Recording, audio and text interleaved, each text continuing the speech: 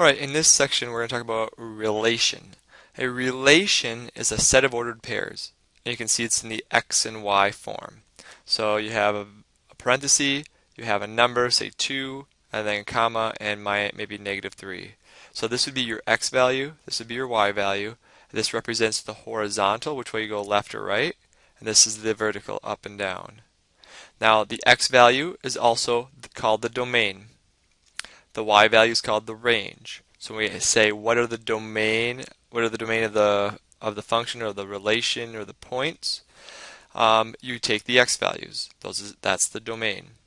For the range, those are the y values. So example, if you're given this set of numbers or set of points, excuse me, you got 1, 2, 3, 4 points, and I want to know what is the domain and range. Well, the domain are just all these x values right here.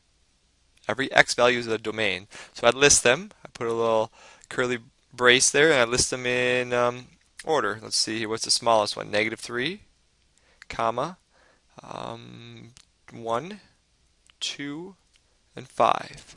This would be the domain of these points. And then the range, on the other hand, would just be the y value. So I go in here, find their order. -3, -2, 2, and 4. So what I've done is listed each element that's in the range of these points.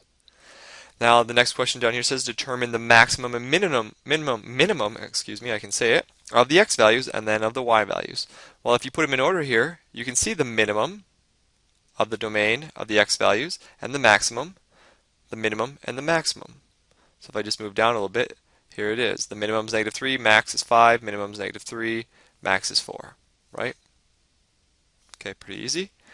All right, then we go to plotting them. Done this before, intermediate algebra. If you want to plot these points, one moment. Okay, I just had to write the points over here so we can see them. So 1, 2, change my color here. If I go over 1 and up 2, I put a dot. And then usually, I'll label it 1, comma 2. And then 3, -4, go over 1, 2, 3 to the left, because that's the x value, and then 4 up. From here, 1, 2, 3, 4, and there's the dot. See, that's 3, comma 4, or sorry, -3, comma 4. And then 5, 2, so over 5, down 2, it's -2. And 2, -3, so over 2, down 1, 2, 3. And there we go, those are the points. And that's how you graph points. Now let's move down to the distance formula. So it's a distance formula means the distance between 2 points. We use the Pythagorean theorem to find the equation for this in general, but here's the equation. And if we look at some triangle stuff down here, the Pythagorean theorem just is, a squared plus b squared equals c squared. So, or in this case, d squared. So look up here at the formula. If it was d squared equals, x2 minus x1 squared plus y2 minus y1 squared. That's the Pythagorean theorem. This plus this equals this. But then we square root both sides, and we get square root of d squared would be d, and then you get the square root of this whole thing. And there it is right there. So that's the Pythagorean theorem because it would be the distance from here to here. 2 different points. Okay, erase that. All right, and then let's look at an example. Move me back up.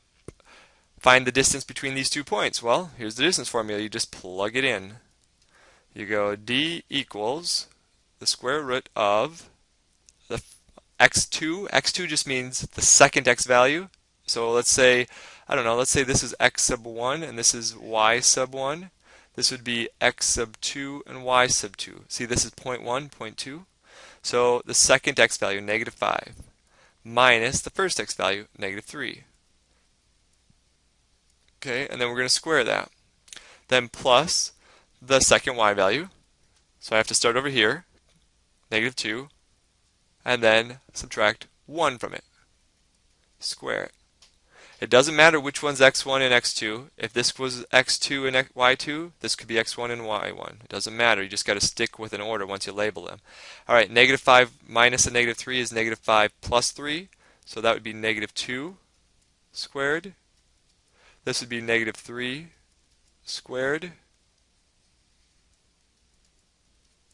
All right, and then negative 2 squared is 4. Negative 3 squared is 9. And then 4 plus 9 is 13, so square root of 13. So the distance between these 2 points is the square root of 13. So that square root of 13 represents the distance from the point negative 5, negative 2 to negative 3, 1. That's that square root of 13 distance right there. That's what that means when we say the distance formula. You use that, bring us down again, that square root of 13, negative 3, 1, negative 5, negative 2. Show you that negative 5, negative 2 to negative 3, 1 is the square root of 13. That's the distance between those 2 points. The last little thing in here is called the midpoint, or not the last, but in this section here, the last thing is the midpoint formula. The midpoint formula just gives you the midpoint between 2 points. So let's take 2 points, about the negative 3, 1 and negative 5, 2. All right? And all we have to do again, it doesn't matter which one's x1 or x2, just label them. x1, y1, x2, y2, right? Doesn't matter. Okay, and then I just add them up and divide by 2. So negative 3 plus negative 5 divided by 2. Take the x's and add them, and then take the y's and add them. 1 plus negative 2 over 2. Negative 3 plus negative 5 is negative 8. Negative 8 divided by 2 is negative 4. 1 plus negative 2 is negative 1. Divided by 2 is negative 1 half. Alright, so that's the midpoint of those 2 points. Negative 4 and negative a half. If I go to negative 4 and go down a half, there we go. And look at that. That looks about to be the midpoint between these 2 points, correct? And that's what the midpoint formula is right there. Add the x's together, divide by 2. Add the y's, divide by 2.